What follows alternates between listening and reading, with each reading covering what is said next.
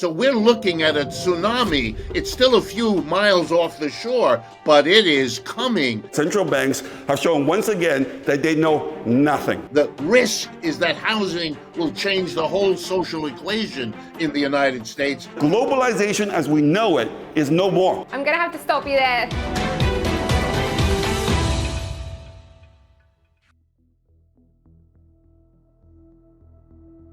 Welcome to the Capital.com debate. Today, we're debating if there could be a housing crash and how that could affect the global economy. Currently, there are a number of housing bubbles across the globe. House prices relative to incomes have been at all-time highs, and until recently, interest rates have been at historic lows. As central banks hike interest rates and the global economy struggles, we're asking, could housing crash the global economy? Our guests today to debate this topic are Richard Wolff and David Wu, both well-respected economists who come from very different political points of view. Richard is a professor of economics at the University of Massachusetts Amherst. An American Marxian economist, he thinks that as purchasing power has collapsed for the middle and working classes, housing has become unaffordable for these groups in society. Added to this, the cost of housing continues to rise, and with further interest rate hikes expected, he thinks the impact on middle-income earners could be catastrophic. David Wu is a former leading Wall Street strategist who began his career as an IMF economist and was later the head of foreign exchange at Bank of America and Barclays. David has made quite a few bold and accurate predictions in recent years, including that Donald Trump would win the 2016 US presidential election and that the dollar would rise afterwards. He thinks that the UK is most vulnerable to a housing crash and that the future of the global economy will be decided by political struggles. Richard and David are going to be debating these key points today.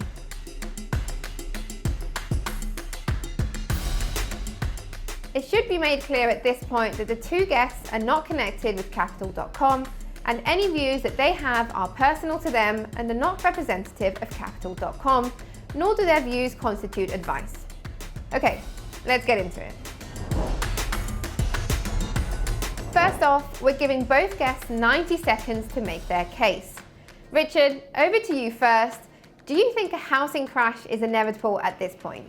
Well, from my perspective, nothing is inevitable. We don't live in that kind of a world. And those who predict the future are very close to being like those women and men in the carnival who tell you who you will be sleeping with in 2 weeks. It's an amusement. It shouldn't be taken seriously. Housing is a very serious part of every economy in the world. If it crashes, it often takes the rest of the economic system with it. We had that in 2008 and 9 here in the United States and in other parts of the world. Could it happen again? Yes. Is the housing system, is the housing segment in deep trouble? Well, speaking from the United States, there is no debate about it. It is. It is going down, and it's going down fast. How far and wide that will reach depends on so many other variables that I would say this. The U.S. economy is in very difficult situation, not about to get better, and housing may well be the tipping point that takes it over the edge. And David, what's your position on a potential housing crash? I think, listen, first of all, we want to put things in perspective here by looking at some numbers. There are two very important metrics for measuring housing valuation. One is called basically income to rent ratio. The other one is price to income ratio. Think about this, right? I mean, if you're earning more money, then you can afford to pay higher prices for houses. If you look at actually, it's interesting because if you look at the price to income ratio, for example, until COVID came along, at least in the US, it was very, very flat, much lower than where it was basically before the 2008 crisis. Was really basically COVID and the extreme monetary policy easing that we saw during that period that drove up home prices. Now we're seeing basically price to income ratio more or less back to the sort of the high that we saw back in 2008, just before the Lehman crash. And this is much true for the US as in the UK, for example. Whereas in some other countries like Canada, for example, I mean, it's gone through the roof. I mean, basically price to income ratio, price to rent ratio are levels that basically unprecedented. This is also the case for the likes of New Zealand and to some extent in the case of Australia as well. There's nothing inevitable about anything. And also you have to basically decide, what do we mean by crash? Can I see home prices dropping 10% in the UK? Absolutely. Do I think that basically we're going to see the crash of the kind that we saw in 2008, where home prices dropped between 20 and 25%? I think it's very unlikely. So I can see basically a 10, 15% correction, maybe in the UK, maybe a bit more, but I don't think we're looking at a crash of the kind that anything like what we saw after the Great Recession.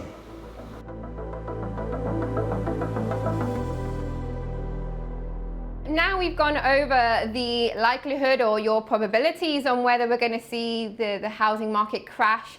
Also the metrics by which we may measure or we may compare to previous crashes. Let's talk about potentially the implications or consequences if this were to happen. Could the global economy withstand a real estate crash? David, I'm coming to you first. I think first of all, I think we got to put things in perspective here. Now, we said, like what led up to 2008 was very low interest rates that drove up home prices, drove down affordability, okay? And then concentration of leverage that when things started to blow up, it just had a systemic impact cascading across the globe. That was what actually brought down the global economy in 2008, and housing was just basically, the vehicle which, that leverage, basically the unwinding of leverage, basically affected the global economy. This time is very different. I would argue leverage is not as crazy as it was. Just think about this. Household, basically, if you look at household debt, okay, as a share of household disposable income, in the US, it's actually much lower than it was, for example, in 2008. Okay?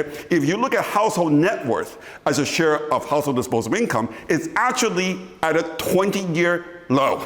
So from that point of view, there's not that much leverage. I can tell you, if you look at leverage of US households, it's the healthiest in 20 years. If you look at the leverage of the US banking system, is probably arguably all-time most healthy. If you look at the leverage of the US corporations, they're probably never been this healthy in 50 years.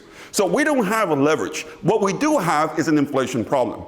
An inflation problem is what is causing central banks to raise interest rates. And when interest rates go up, obviously, home prices become basically, buying a home becomes less affordable. Then you have to ask yourself, what is driving up inflation? Now, there are lots of reasons, okay? Too much stimulus, fiscal or otherwise. But in 2022, the biggest story has been, in my view, the blind, basically, sanctions led by the US against Russia, right? The US decided to basically impose the most unprecedented sanctions against Russia and got Europe to join in on this. And as a result, we've seen basically commodity prices led by energy going through the roof. And that is impoverishing basically the middle class more than anything else. Okay? Think about this. I mean, just think about like in the UK where electricity prices double. Okay? So in other countries, much more so. So basically what's happened is that by going after Russia using nuclear weapons, these governments in the Western countries are directing the war against their own middle class, because driving up inflation, forcing the central banks to raise interest rates, and now is basically putting enormous downward pressure on home prices. So we have to understand what is really at work here. There's no doubt in my mind, in 2022, the biggest basically harm that we're doing to the economy and to the housing market has been basically the sanctions against Russia, unfortunately. Okay, Richard, take it away now. We've heard David there talking about the low interest rate environment causing most of the issue back in 2008. What are your views as to that? And again, can the global economy withstand a real estate crash at this point? Well, I'm surprised but gratified that I agree with David Wu about the sanctions, the absurdity of them, the fact that they are self-destructing the folks who are imposing the sanctions. It's a counterproductive policy that will go down in the books of history and political science as an exemplar of what not to do. With all the patriotic hoopla wrapped around it, won't make any difference once people understand what I think David Wu said. But now let me use his argument a little bit against him. The metrics change, and they can change very, very fast. If the inflations go crazy, then all these price to debt ratios will have very little meaning or will be reinterpreted in light of what is happening, for example, to the inflation. I sit here in Manhattan, New York City. The average real wage in New York City dropped by 9.5% in the last year. Every calculation of the real estate industry in this city is being radically recalibrated. We have a third of our office space not used, and it's not clear whether it will ever be used. Many of the financial implications of that, levels of debt, levels of delinquent repayment by landlords who cannot find tenants, by the banks who are in trouble with these landlords who can't pay. We're all waiting for the catastrophe to fall around us, but we know it is already there. So these metrics, you have to be very careful. And so let me add a couple to you. The level of debt of our corporations is such that we now speak of a sector of our corporations that we call zombie corporations. They're about a fifth of the corporations in the country, 1/5, who are now unable to earn enough profit to cover their debt and are only surviving by taking on more debt because they can't. This is a sign of very serious stresses. And if you have, quote unquote, unanticipated developments like the sanctions on Russia, or God knows what kind of sanctions are coming down on China now around the chip industry and all that's happening there, we are in a vulnerable place with an out-of-control political conflict building around us, with people who've demonstrated that they either can't see or don't care about the economic implications. For that reason, anything could be the stimulus, the catalyst for change, and the housing crash, whether it's X% or Y%, could well play that role.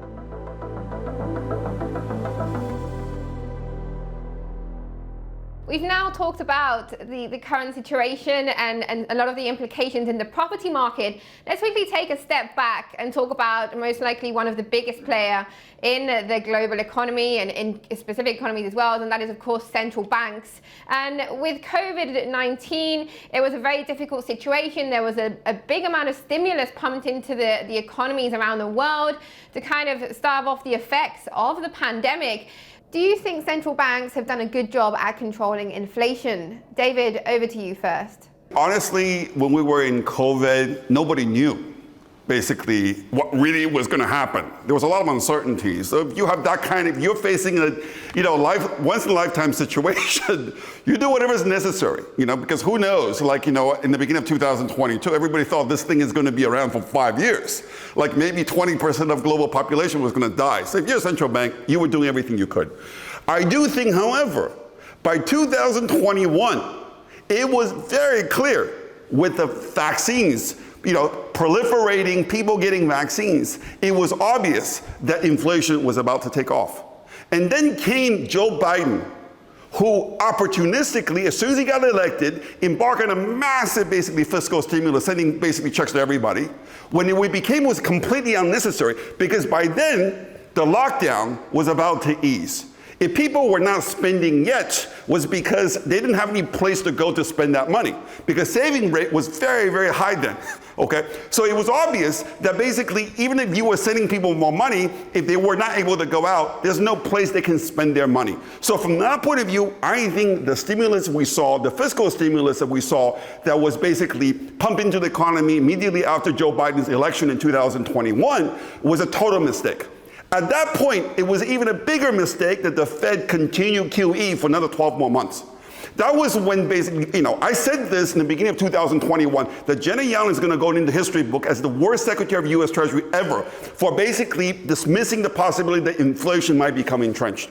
So I think from that point of view, it was really a combination of irresponsible fiscal policy on the part of the incoming Democratic administration, compounded by irresponsible QE and the lack of judgment on the part of the Fed and conventional economists, I would add, to see through what was really going on. And mainly, what these guys failed to see for the most part is actually ironic, and maybe I wouldn't have predicted this either, but nevertheless, was the fact that even till this very day, all these people who left the labor force in the US, specifically in the US, have not returned.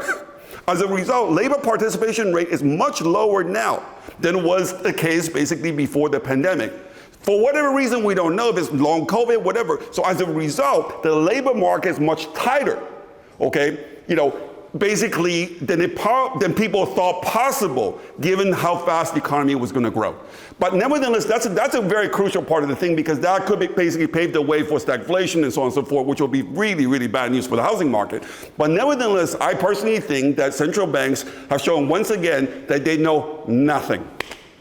Richard, over to you. David has thrown some very good points there about quantitative easing, the timing of it, the necessity or the size of it. What are your views on how the central banks reacted to curb inflation? I always find it amusing that when capitalism has real big problems, there's always a chorus of people that like to blame the politicians. I am certainly not interested in defending them, but I know, at least in this country here, the US, that the politicians we get, especially at the top, are the chosen representatives of the corporate control of this economy. And so the difference between them is an argument among the same members of the same committee, number one. Number two, the reason you have an inflation is because prices are raised. That's the meaning of the word. I want to remind everyone who is in charge of prices. It's called employers. They're the ones who set prices. Employees are excluded from that function.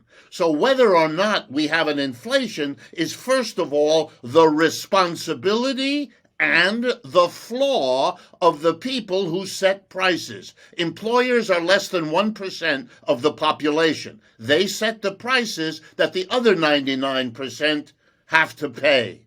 We have had a Federal Reserve pumping money into this economy from 2000, from the dot-com crisis, and then again after 2008. And then again after 2020, because we've had 3 crashes of capitalism already in the new century. Quite a system, wouldn't you say? And after each of them, we blame the political authority. How convenient, taking away the responsibility of the corporations who decide whether to invest or not, if it's profitable, who decide whether or not to raise prices or not, or how much based on profit. That's our problem here. We have an economy governed by a tiny percent of the people, driven by a profit calculation with the social consequences, what you might call the collateral damage of capitalism, then being blamed on whoever sits in the office of the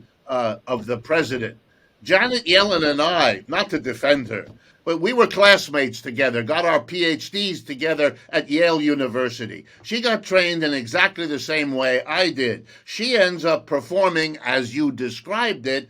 I end up making criticisms, as I am doing now. But that's because this system needs a few critics. Otherwise, the cozy relationship between corporations and the leadership will continue forever. Last point. The labor shortage that David pointed to. One of the key reasons we have a labor shortage is because the moronic Trump administration decided it could get into office by scapegoating immigrants, and it expelled large numbers of them who occupied the very jobs that are now difficult to fill. Hello, it needs a special amnesia not to follow where the bouncing ball is showing us the system works. Okay, Richard, Before we move on to the next question about central banks and interest rates, David, I want to come to you first. Do you have anything to say back to Richard about the points he was laying out there? I think the flaw of our system is not capitalism per se. I think what Richard may be saying, and I don't know if this is what he's saying, but in my view, I think what gave capitalism a bad name of the last 20 years was that globalization was excessive. And I think that has a lot to do with, again, collusion between government leaders and big businesses. Again, actually, interestingly, it was under Bill Clinton, the Democrats, that basically got into bed with big corporations and decided to let China get into the World Trade Organization. Now, I have no problem with China joining the World Trade Organization, but China basically got in on very loose terms, so as to facilitate US companies to move all their jobs to China, and basically so the outsourcing to China in search of improved profitability, which we call globalization, which fattened corporate profitability, drove down wage growth, drove down inflation, and guess what, forced central bank to reduce interest rates to levels never seen before. And as a result, house prices went through the roof. So if you ask me, the massive increase in house prices over the last 20 years is the direct result, of globalization, which was basically the result, the outcome of, you could argue, basically the Democrats and big corporations working together in order to basically fatten their profit and whatever it is. Now, the point here is that I think the most important thing right now is, so there's no doubt globalism, globalization, contributed to, I think, loss of standard of living for middle-class Americans and middle-class Europeans, because those are the ones who lost their jobs to China, or as a result of jobs going to China, they lost their wage bargaining power. Therefore, they saw basically stagnant income growth for the last 20 years for the most part. And at the same time, they now have to basically, in order to get on the housing ladder, it's becoming impossible, because it's so expensive. So I would argue, to a great extent... David, I'm going to have to stop you there. Thank you for that, but we need to move on to the next point.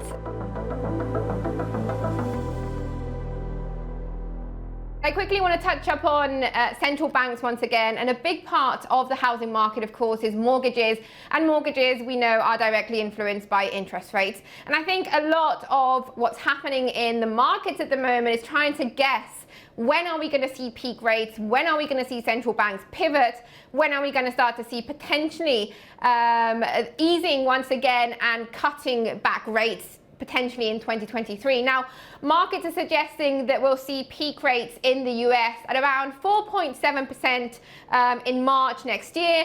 In the UK, slightly higher than that, about 120 basis points higher at the moment at 5.9% in around June 2023. So expecting to see some kind of peak interest rates in the second quarter of next year. Richard, when do you think we could see a central bank pivot, and how could this affect the housing market? All right, very quickly. For me, the answer is a weighing of two evils, a choosing between the two risks.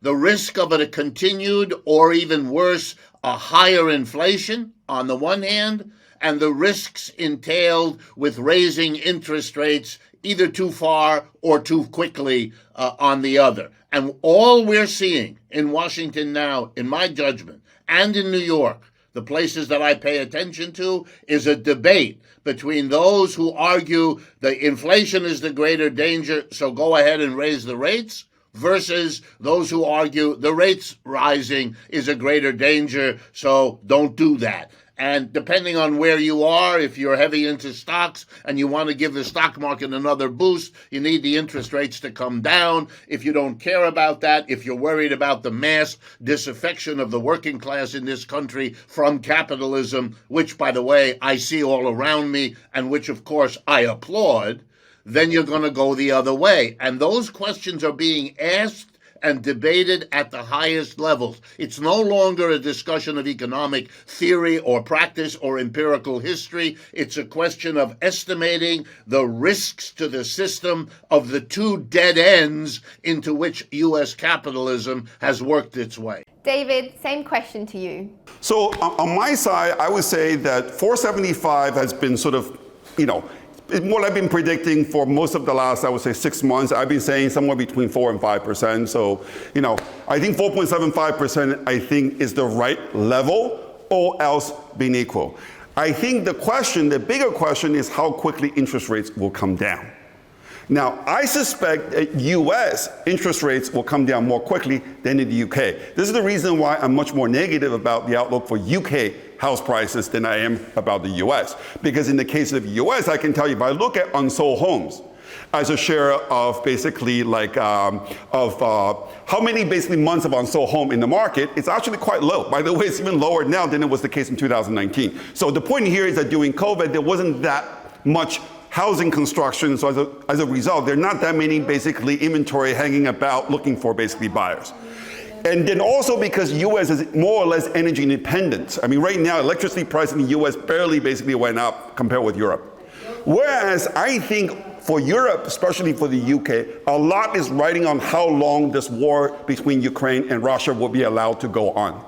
If Europe continue to decide to jump off the cliff by following the US blindly in terms of pushing Putin further and further towards basically an all-out war against Ukraine, that means the longer this war is going to drag on, which obviously Europe is going to be the biggest loser, especially the United Kingdom. The United Kingdom is going to be the biggest loser in my view, because United Kingdom, for one thing, is most basically vulnerable to, guess what? Stagflation. Because UK has the most militant, basically, unions, which I believe you're going to come back with a vengeance, especially with this government having completely lost their credibility. And this government, the Truss government is absolutely extreme. I mean, it's pretty amazing. So my view is that the longer this war is going to drag on, the higher the inflation pressure is going to be, especially for the energy importing countries like Europe, especially the UK. And then given the UK inflation is already a double digit, and given that, labor market is much less flexible in the UK than elsewhere, I think you're going to see higher inflation, higher interest rates for longer, and it's the high interest rates that are going to kill the UK housing market. Because as you and I know, the difference between US and UK, for example, US, most people borrow fixed rate long-term mortgages. So yeah, interest rates gone from 3% to 7%. But you know what? People who borrow at 3%, you know what? For the next 30 years, they're not affected. In the case of UK, it's gone from basically now 1% to now almost 3.5% in the space of the last basically 12 months. And guess what? That means anybody who has a mortgage right now, they're seeing their monthly service costs going through the roof. So therefore, as a result, the housing slowdown is going to be a much bigger killer for the Truss economy than I think is understood. If another housing crash were to happen, which markets would be most vulnerable? David, what's your view? I think, Germany, no doubt. I mean, because Germany also saw basically home prices rip over the last 2 years. So I would say Europe across the board, I think there's no doubt, like Germany, UK in particular. I think elsewhere, Canada has seen the biggest basically appreciation of real home prices. By the way, this is very important, real versus nominal. In nominal terms, obviously house prices went up a lot more than in real terms, but real terms is what really matters. And in Canada, in real terms, home prices have gone up 50% since the beginning of COVID. That is absolutely crazy. And I think from that point of view, yeah, I would say New Zealand, I would say Canada, I would say UK, and Germany probably are the most vulnerable in 2023. And by the way, something else we did not mention, the single biggest driver of home price appreciation is basically the unemployment rate.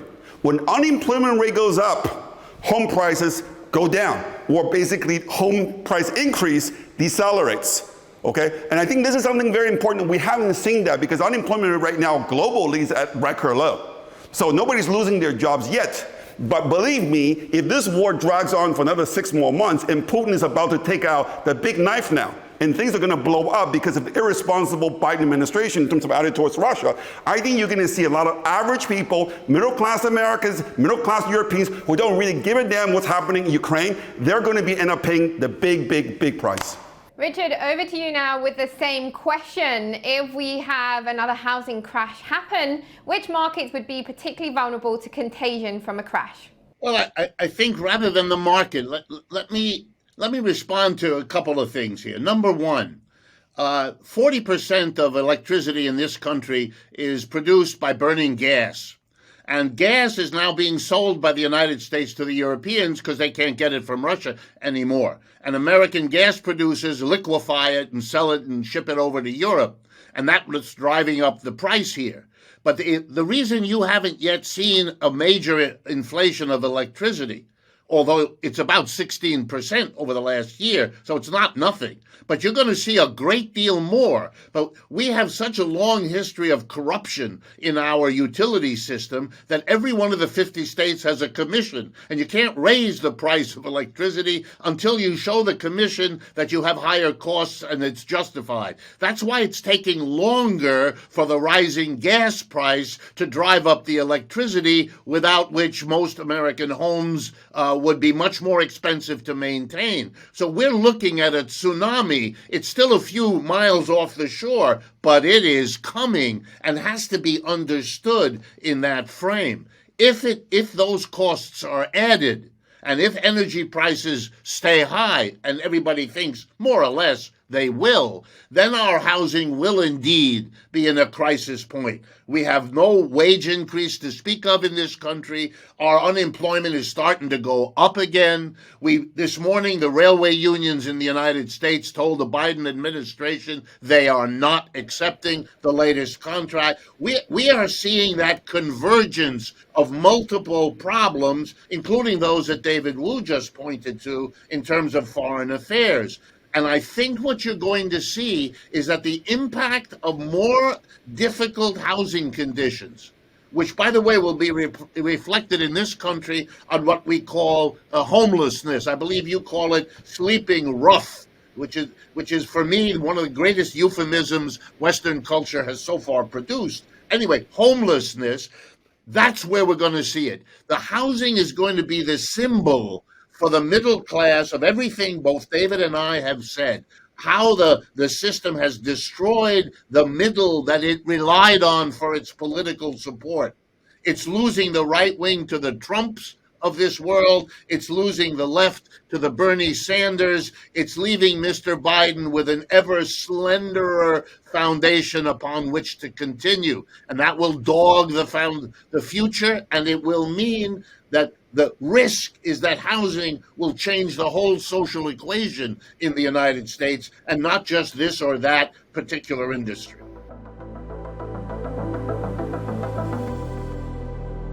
Richard, you've spoken a lot there about the predicament that the American middle class finds itself in, and that leads into the future of American capitalism itself.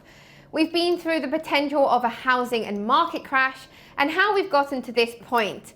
To finish off, I just want to get your views on what the future of capitalism is and the global economy. I keep track of the crashes of capitalism through the work of the National Bureau of Economic Research, which is the agency that kind of periodizes, keeps track of it.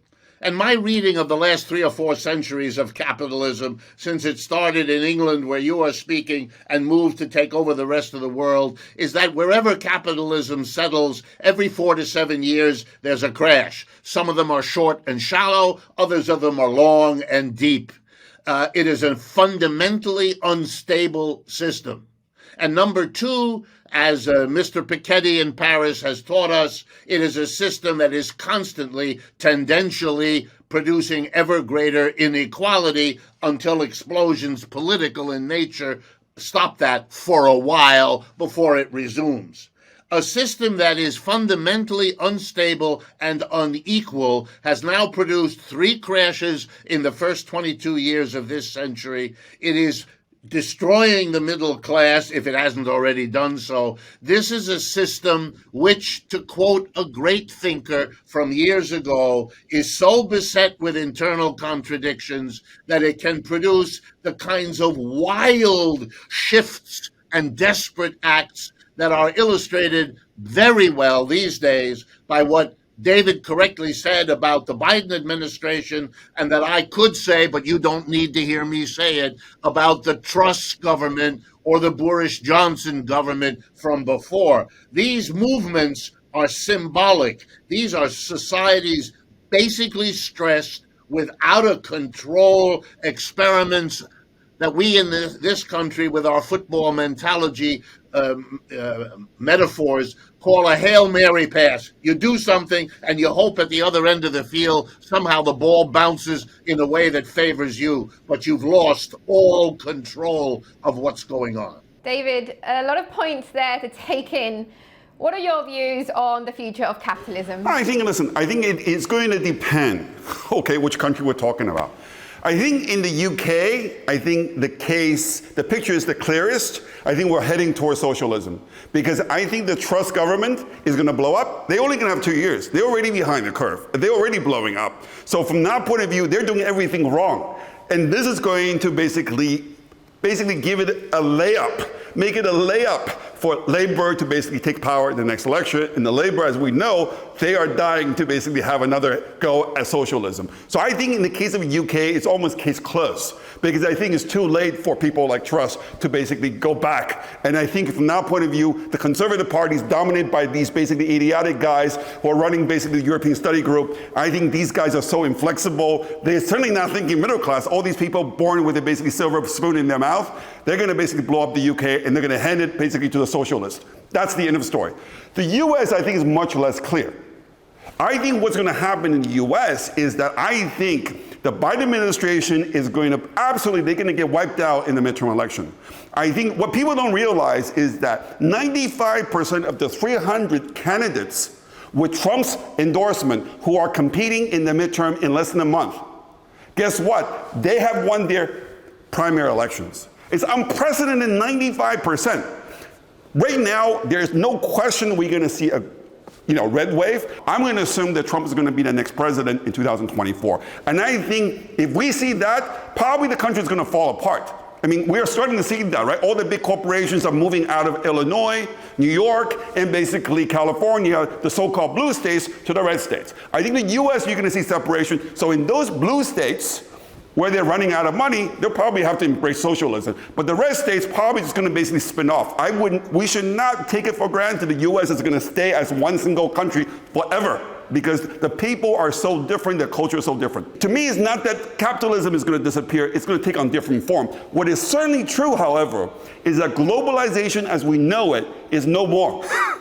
I think at this point, we've gone to a point of no return. The Biden administration have turned the whole public against China, Russia, all these other countries. So as a result, the world is now split in two, which means that we're going to end up building two trading systems, two payment systems, two of everything. And two of everything is more expensive, one of everything. And that means higher inflation, which means more joblessness, which means everything is going to go backward.